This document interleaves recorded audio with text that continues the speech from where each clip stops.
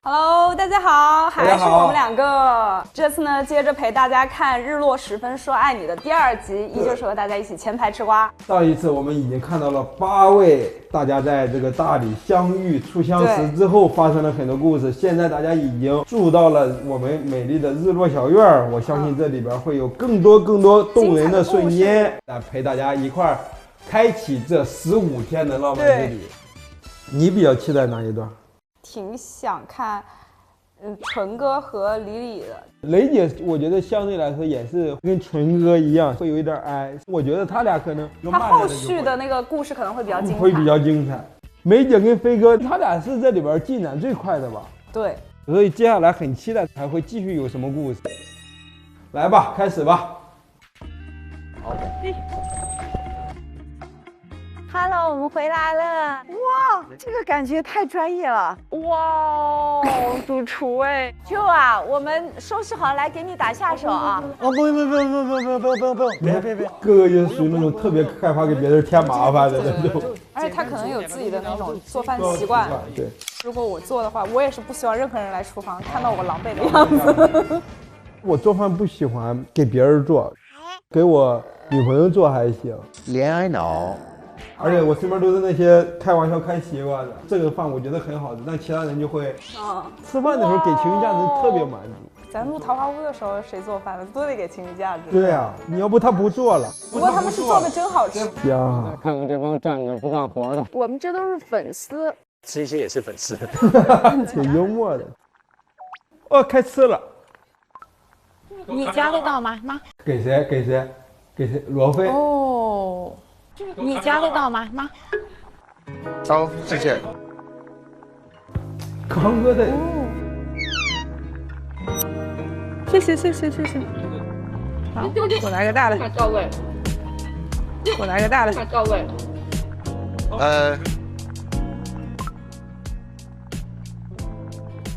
哎，你看这个。哎呀，我懂了，这个我能 get 到了，挺有意思的。晴姐跟飞哥夹了一个虾，然后梅姐她自己不憋着，她咔哧她就拿过来了嘛，我来吃，也是一个名场面。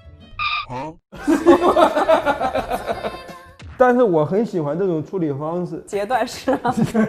不是，如果有人给你男朋友夹了一个虾，你会怎么办？把虾扔他脸，我看你敢吃？不会，会装作没看到。如果一个男生给你女朋友夹虾，你比较有代入感。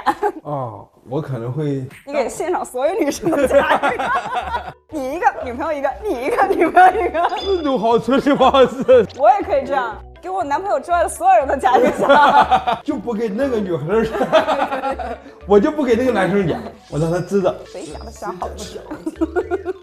我们还是来玩一个国王游戏，就是抽到国王的那个人，他可以发号司令。有惩罚的吗？有啊，当然有啊。第一轮我来做国王。OK， 好。爷，爷，你应该叫我奶奶吧？我你叫太太。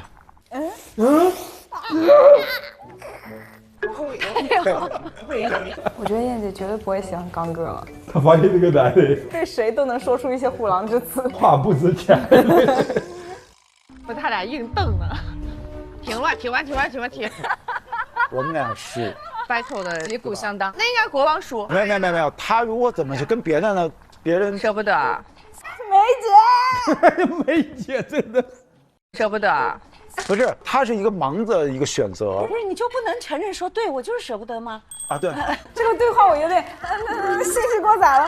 什么？谁舍不得？你快点解释一下。这个东西不是解释的东西，也超出了我的理解。我的。就以前我们看恋综的时候，都是有一个固定答案的。对，他对他释放信号，那他就是对他心动。哎，结果这里你看不出来谁对谁心动。看不出来，乱掉。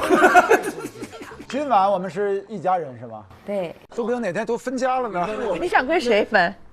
啊？我肯定跟你分啊。高哥咋出不出事儿？吵不出事儿。雷姐有种导演组在 Q 流程一样，你快点的选一个。你俩就要说啥就别给我藏着掖着说，明明白白的给我说出来。这个节目梅姐得傻呀，上节目吃瓜，看八卦去了。梅姐应该来观察室。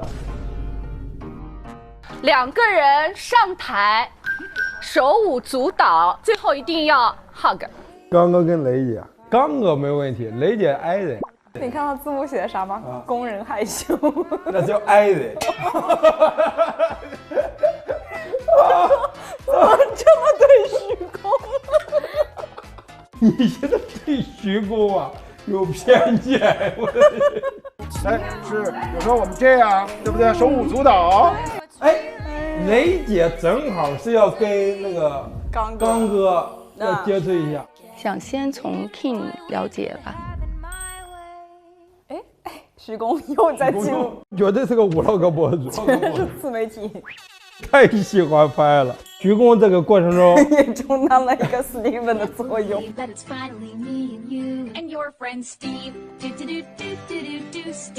斯坦尼克是谁是 K？ 谁是 K？ 很明显就是我啊。35，快上，然后要干嘛？对你刚才干嘛？刚才是深度交流。我给你看题库好不好？没事，你让他想，你不要。梅姐已经嗨了。Joy 这么斯文，请你这种能照顾到大家的情绪啊！太会照顾别人。当冒险嘛。你昨天那个漂流瓶写给了谁？哎呀，推给丽丽。想先从 King 了解吧。幸亏这个问题没问丽丽。你逼动他，然后不，应该他逼动我。燕姐真的是有那种说这种话的气势。对呀，太霸道了。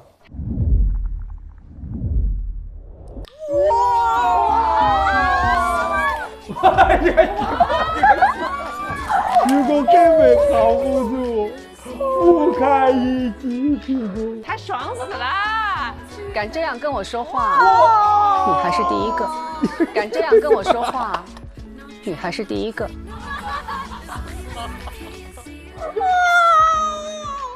太杀人了！谁能不心动？谁能不心动？我活了半辈子，第一次有人对他这样，谁又奖励他了？他爽死了！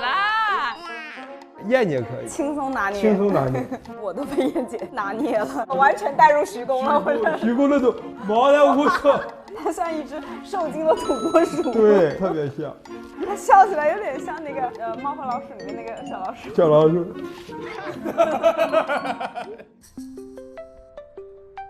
漂流瓶。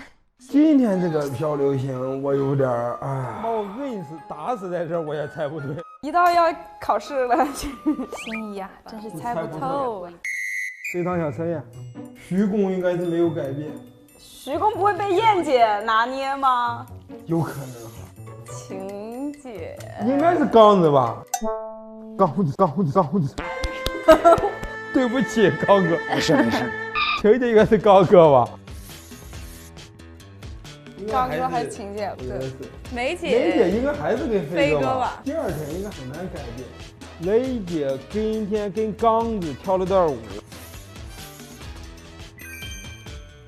来吧，揭晓吧。都是我的呀。有吧？有哎，又有一个，这回是上回是晴姐给他的对吧？哎呀，笑了，开心了，开心了，绝对是。我在学油画啊，雷姐又选徐工了。我很喜欢油画。那昨天怎么就不喜欢油画了？昨天怎么就？哎呀，徐工高兴的。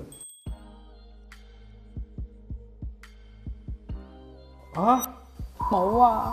雷姐毛啊？没有吗？完了，这全选错了。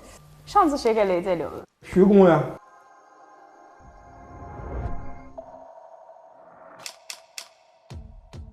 今天的王老师啊，就因为我没有被女生摁在过墙上。他这个表情太好笑了。洱海一圈140公里。哇，140千米，骑行吧应该。师姐都已经猜到是谁写的，两个应该我都有猜到啊。两个，另一个是谁啊？是繁体字。哦，王老师，哎呀，我以为甚至是不小愉快，他请见谅。哥哥怎么？哎呀，他这个事儿给理解错了方向。纯哥绝对自己晚上回去内耗了一宿。对，绝对的，这是补偿心理。你们到底把漂流瓶当了什么了？当成道歉戏了？哎呦我的个娘嘞！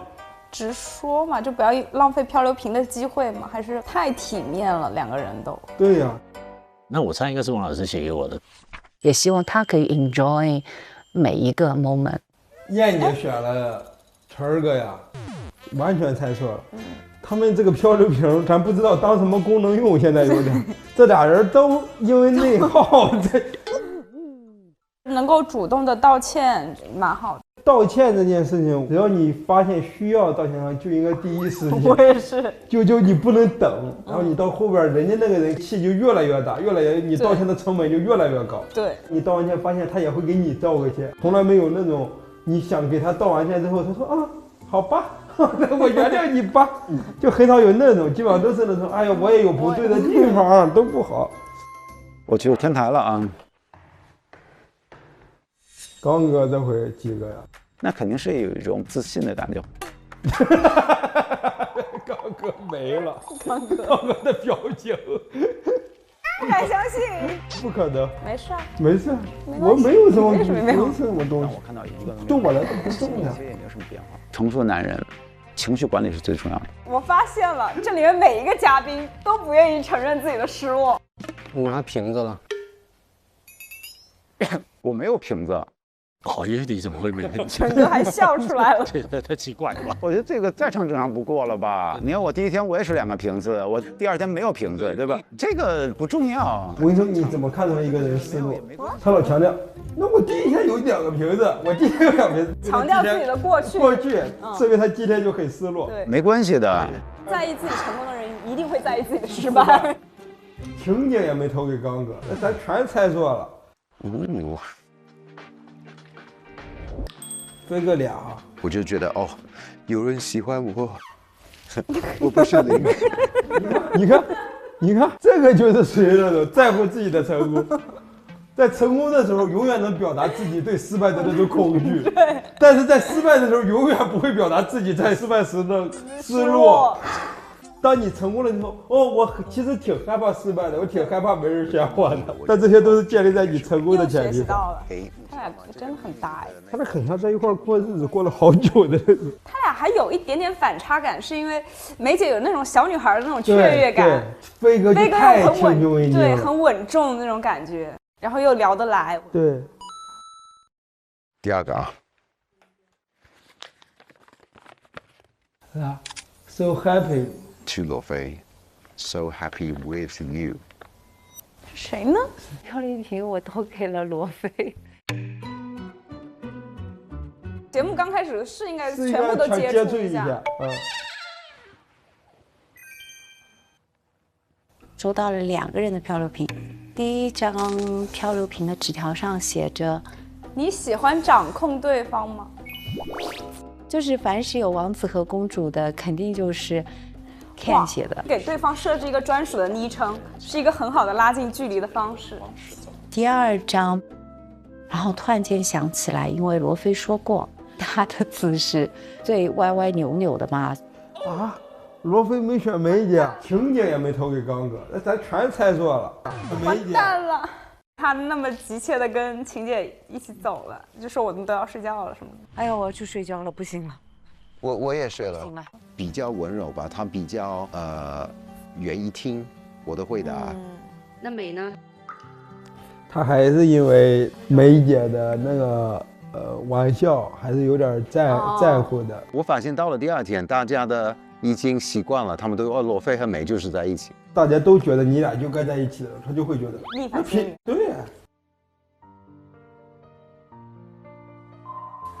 梅姐没有收到。哎，梅姐给飞哥了哈。对。在别人，包括陌生人的面前，稍微有一点去嘲笑你或者攻击你，是一种你是我的，的感觉。哦，他也会觉得，对他挺敏感的，每一张的他都会批评。他拍完超丑。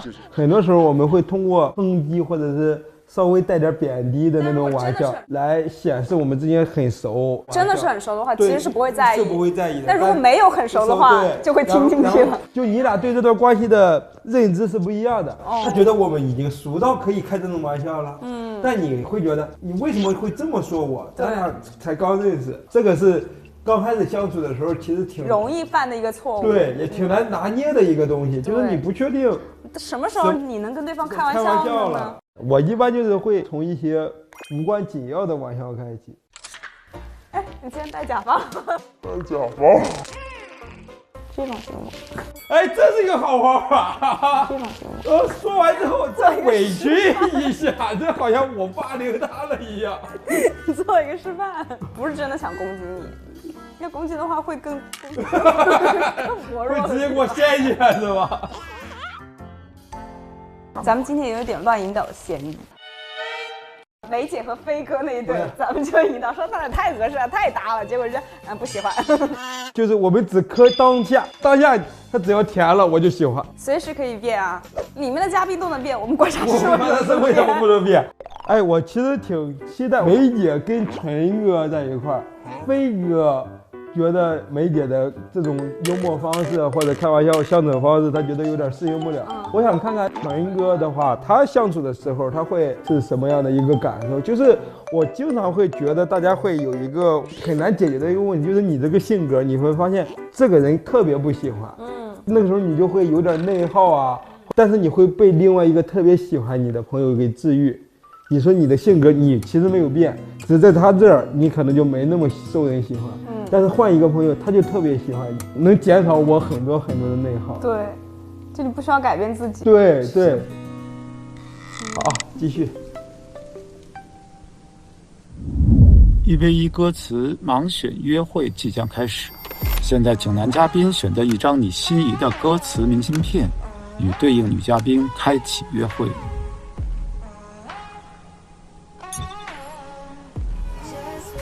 Hello，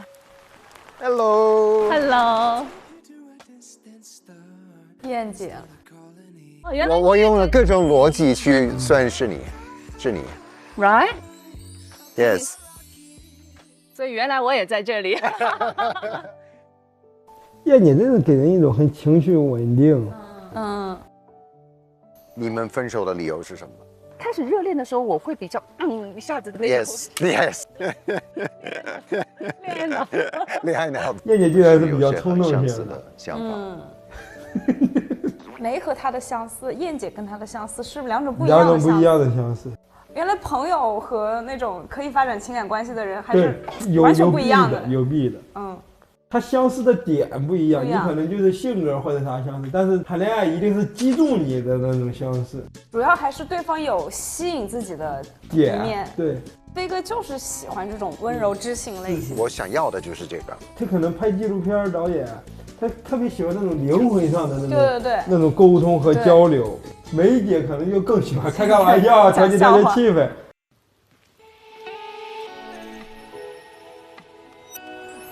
Hello， 你好。哇，我其实挺期待纯哥跟雷姐两个不说话的人怎么交流啊？你来很久了吧？应该40分钟。哇，等了40分钟。你发现发现了吗？雷姐是一个特别爱的人，就是她经常会眼神闪烁，或者看远方的时候。他经常会鼓起勇气来看一眼就走开，这种就特别爱。直愣愣盯着一个地方也不好吧？你得丢了。他俩小动作特别多。对，因为他俩都处于那种紧张的，不知道怎么办的一个阶段。对，有时候我在家，很多时候我都不出门，可能在家就。我跟你说，爱人碰到爱人，一旦找到共同话题，那可不得了，特别能聊。家里有养小狗吗？对，养小狗既养有话题了耶。对，聊宠物是一个很好的话题。我家里是养了2只猫。我喜欢布偶，然后缅因或者金渐层，我觉得这3种猫。哇，你看那眼神都不回避了。我也是，我也很喜欢这3种。还是回避了，因为感觉到话题将近。其实蛮开心的我。他问你希望，如果你下一位跟你就沟通去了解的人来了这样，我第一个是说你的，是吗？是吗？是的，真的。我觉得纯哥挺真挚的。你看他那眼神，看人的时候是非常真诚的。爱人突然只想发力了。但是后来我说，但是会不会两个人都不讲话？你看他们看其他地方的时间就越来越少了。是，现在开始直视对方说话了。你说他今天为什么突然不挨呢？而且一直在主动的找话题。纯哥给雷姐安全感了，跟晴姐在一块的时候不太一样，好像。昨天我们不是说要去采购嘛？你就是说我要一个人去嘛？当时我就很理解。是啊，因为我习惯是这样，我不知道比其他人完全一样，就离远一点嘛，完全一样啊。其实我蛮开心，还好有一个不是只有我一个是这样，还有一位嘉宾也是这样，很庆幸。对。哦，他俩应该默默的把对方当成心理支撑，被懂得、被看见的感觉，真的很好。哇，终于连上线了。不知道为什么看他俩有种在看漫画的感觉。对，我觉得终于找到了彼此的那个救赎的那种感觉。说的我都想笑什么？想挨一下了。我吵到你了是吧？现在别跟我说话。我就说晚了，我告诉他我现在不想聊天，让你给抢一下。显得你还是主动。我现在突然非常喜欢这一对。我是你的新朋友，想邀请你共度一段美好时光。什么意思？新朋友要来鲶鱼选手了，恋综一般会有鲶鱼选手。对。而且鲶鱼一般都很厉害，就是他们要么就是那种高知，要么很吸引人、很有魅力的那种。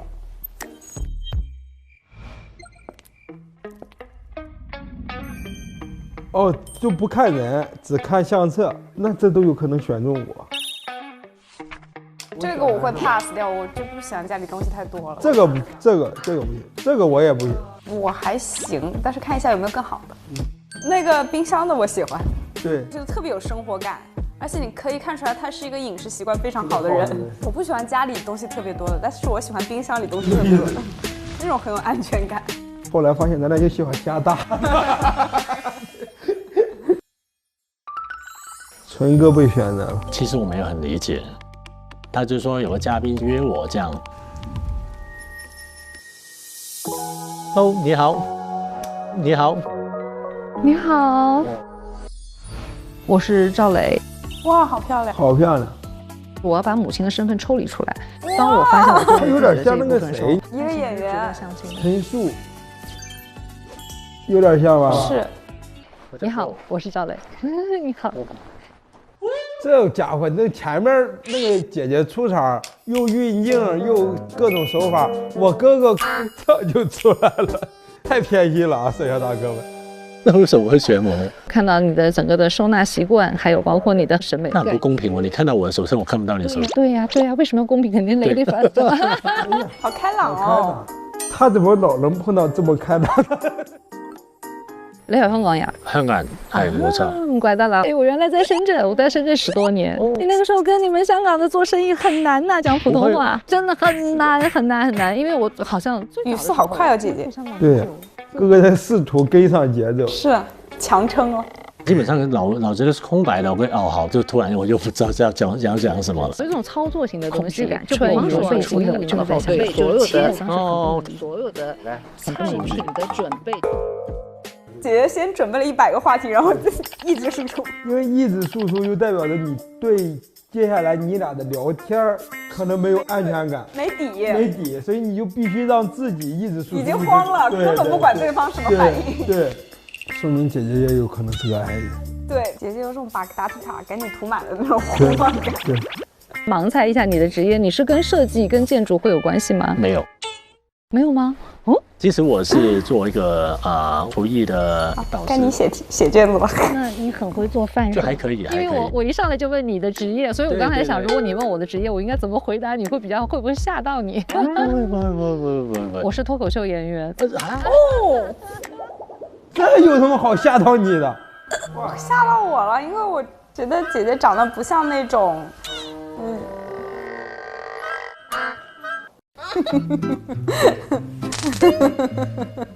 你具体说说呢？我脑子里刚闪了100个字，我都划掉。没有一个能播的。但是我感觉很多脱口秀演员都是 I 人的。有时候脱口秀演员会有一个习惯，会炫技。你觉得他在炫技？对，不是，我不是觉得人家在炫，我是说有时候你别在这里。不是，我是刚是很真心的问他，刚刚那种聊天方式算是一种炫技吗？出汗了我都。我也出汗了，你以为光你出汗了呀？谁呀？热的。是因为有观众或者有镜头的时候，我们习惯性的去展示一下，哎，你看我脱口演员，去展示一下自己的聊天技巧，或者是自己的出梗能力。我没觉得你的感受到你的聊天技巧呢，主要是。有时候也碰到那种对牛弹琴，有时候也有点对牛弹琴。抛出了很多技巧，但是我一直没接受到。你也学了，学点技巧的呢。光靠真诚呀！总是这样，手腕稍微有点弧度。好久没看到刚哥了。拳击教练就是这样的。转胯，哎，对，那个有电话。许工现在变得好开朗啊，笑容满面，笑嘻嘻的。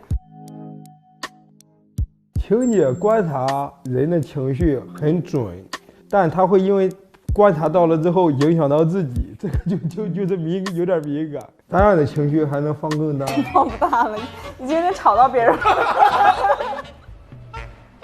你好，我叫刘玉刚，我是赵磊。你好，那咱们就走走看看。走。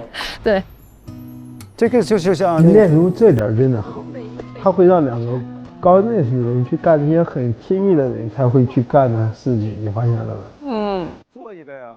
来吧，那我们就做一个。就你想想，你在生活里你很难会跟一个异性去干，就是去画画呀，或者去干啥的。对，这种地方我都很少去，很少去，跟谁我都不愿意去。那你找找自己的问题。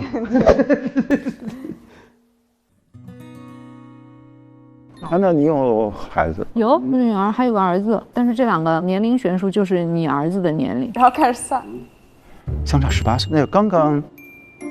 是相差18岁，也就1岁多。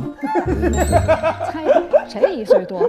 刚哥，女儿上初1。啊，那你儿子还有女儿好大呀！你是初中就抛歌了。啊，你听不出来这玩意儿不赖，人家没抛，是你抛了你听不出来，老在这儿。媚眼抛给瞎子看。对，对牛弹琴呀。我53， 72年的。真假的？你有53啊？我比你大，叫哥哥吧。哥哥。雷姐啊，作为我们这个脱口秀的同行朋友们，我觉得真的，她其实整个过程中一直在把握整个的尺寸和火候，再根据不同的人，他展示不同的。特质吧，跟陈哥过程中，对他就特别害怕陈哥接不上话，对，他就会给给予输出，对，然后跟那个刚哥在一块的时候，他就会更安全感一点，对，有来有回。主要还是跟刚哥的时候，他们俩共同在做一件事情。对，其实我觉得这个环节更适合他和陈哥一起。但陈哥有可能坐进去了，陈哥有可能更不说话了。陈哥，刚哥的一下子早晨一个也没有。到又成为人气王了哈，幽默还是最好的一枚。梅姐也很幽默，我也觉得梅姐很有魅力呀。她只是飞哥那儿，他觉得梅姐可能会有点 over。就是网上老说一句话叫"搞笑女没有爱情"嘛，但是其实也不是这样的，脱口秀很多女还是有对象的。我一直不明白这个话是从哪来的。搞笑这个东西在男生和女生身上都是一个很好的一个加分项，而且是一个非常非常值得身边朋友去珍惜的一个品质。对自己开心就已经很难了，还愿意逗你开心，而且对方如果让你感觉到幽默的话，他是需要智慧的，就是对，不是所有的冒犯你都会觉得是搞笑。哎，你今天戴假发？戴假发。对，哎呀，你知道呀，道理都懂。就是有的时候感受不到自己是冒犯嘛，所以一般不轻易跟别人说话。在外面就演那种哀人，因为一出口就可能就是。因为搞笑女经常会成为焦点，她好朋友显得多呢，可能就会分散她的注意力，需要照顾的人就很多，那可能就没法照顾自己，然后去找对象或者啥的。这是我唯一能想到的可能性。我觉得是有可能是搞笑女没那么需要爱情。对，太对了，太对了，自己就很开心。对，哇，月子，这个太对了，一针见血了，有感而发。回头把你朋友都送来这节目，都送来这节目可以。把雨伞可以放到这里。好，我谁呀？Hello， 哇！大家介绍一下啊，新的女嘉宾，所有东西都特别惊讶。我所有的东西他都惊讶，要么就笑，要么就惊讶。他进入大脑会反应嘛？哎，在说什么呀？可以，我理解是见到你们，我是一个迟到的，今天是迟到的一员。我也是，要么就是笑，要么就是卡住。哎呀，刚哥真的好贴心啊！刚哥拎箱子真的是我见过最熟练的让人心疼。刚哥在火车站，刚哥绝对在火车站带个小红包了，真的。很容易的跟他走近。ending 了，看到这样高度，我赶紧去换张高跟鞋。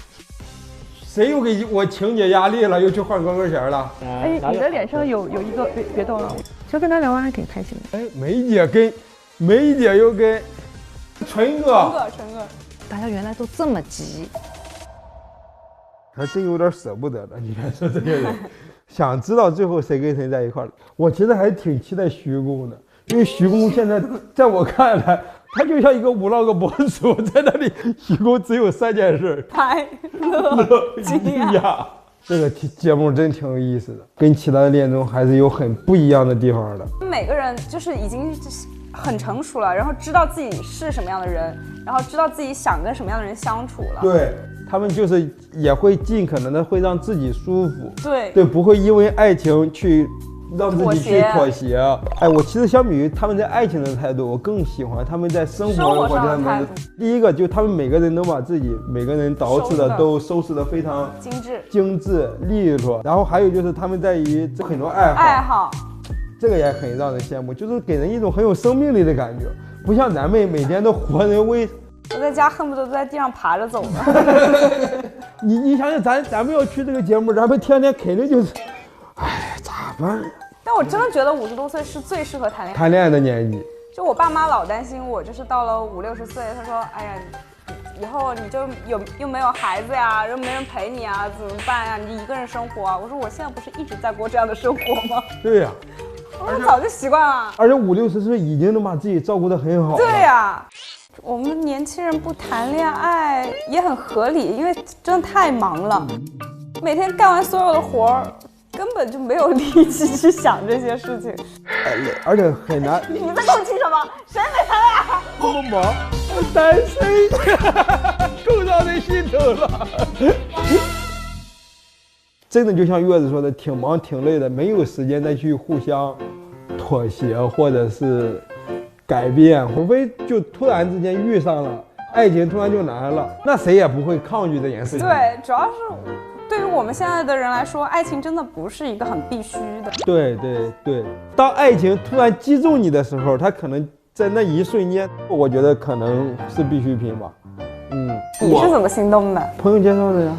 是一见钟情的那种心动吗？还是相处中感觉到哇，这人很舒服？对。如果说要求对方对我一见钟情，要求有点无理吧。今天真的非常开心，看到了咱们8位哥哥姐姐的，加上最后的雷姐9位哥哥姐姐的故事，以及看到他们对待爱情、对待生活的这个态度，我觉得这个真的是和我们想象的真的很不一样哎，很不一样。我俩还担心，我说来了之后别展示的太沉闷或者是啥的，然后结果发现哥哥姐姐们一下子就把我们的那种积极性给调动起来，打开了我们另一个视角。对，这个过程中展示出来那种独立，展示出那种不内耗，展示出那种直接干脆，我觉得都是非常非常让我们可以去学习以及去在生活中去实践的一些智慧。期待接下来的故事啦。那我们接下来就给哥哥姐姐们提出来了几个问题。第一个是梅姐想去讲脱口秀嘛，因为我觉得梅姐非常非常的幽默，在这个过程中也很开朗。是的，然后希望徐工早日开一个自媒体号的，要不他拍的这些东西素材量太大了，素材量太大了，太记录了，徐工。对，这个也是我们对所有哥哥姐姐们想问的一个问题，也是希望哥哥姐们能分享给我们的一个感受吧。你们认为在这个年纪开始谈恋爱的优势和顾虑是什么？非常期待哥哥姐姐们能给我们答案。大家想看到这些问题答案，也一定要关注我们的正片日落时分说爱你。今天呢，也陪大家度过了非常愉快的时光。更多精彩内容可以一部正片观看。希望大家继续关注这群熟龄哥姐，敬请期待之后的内容。我们不见不散。打开腾讯视频看日落时分说爱你，每周4、周5看正片，周6看惊喜加更，更多甜蜜时刻等你发现。每周日陪看正片，超多内容想不停。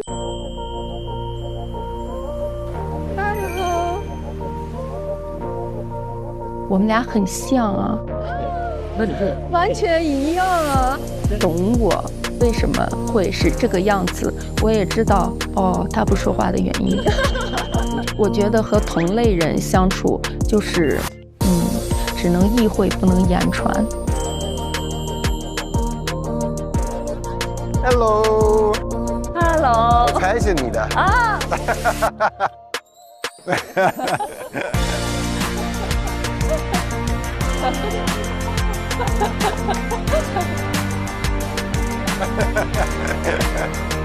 Hello，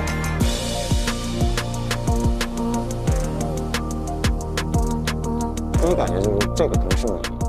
腾讯视频 TV 版、极光 TV 同步播出，大屏观看更沉浸，畅享极致视听体验。关注腾讯视频 SVIP 微信公众号，获取更多追剧资讯，领取专属优惠。现在开通 SVIP 即可享受内容抢先看、大屏观影等特权。腾讯视频 Jump 卡、年轻人专属会员、享亲临现场等10大权益。关注腾讯视频 VIP 官方账号，最新会员权益、福利资讯抢先知。感谢合作伙伴丽丽城传媒对本节目的大力支持。更多节目精彩资讯尽在新浪娱乐微博综艺、新浪综艺。会很风趣，我们俩是非常的合拍的。